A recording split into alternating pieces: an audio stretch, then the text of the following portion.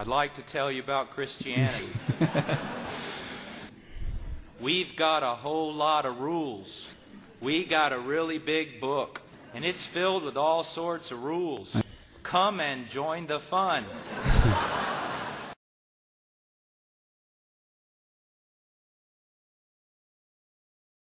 In verses 8 and 9, she has an encounter with some of the daughters of Jerusalem. And she says to them, "Will you please help me find my beloved?"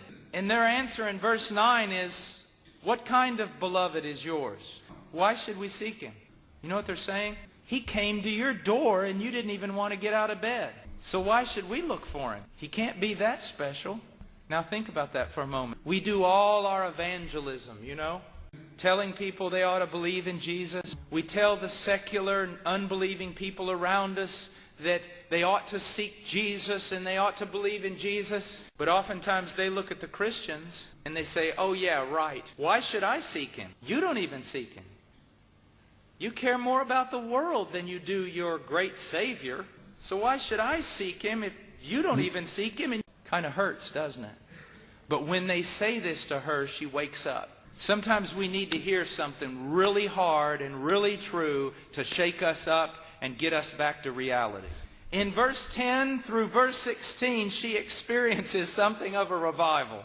She starts thinking about the one she's been so cold towards. She almost gets a little mad. She said, "My beloved is beautiful." And then for the next several verses, she just goes wild, remembering all the great and beautiful things about her beloved, her husband, her king. And when her love for her husband returns and passion is flowing out of her everywhere, look at the response of the daughters of Jerusalem. Chapter 6, verse 1. They go, "Where has your beloved gone? If he's like that, then we want to seek him too." You see, when the church is stirred up in its love for Jesus Christ, when the church has a passion for Christ, when Christ becomes everything to his people, then other people start saying, "Where is he? How do I meet him?" You know, Christianity is life. You're witnessing to people in the world, and you walk up to them. I'd like to tell you about Christianity. We've got a whole lot of rules.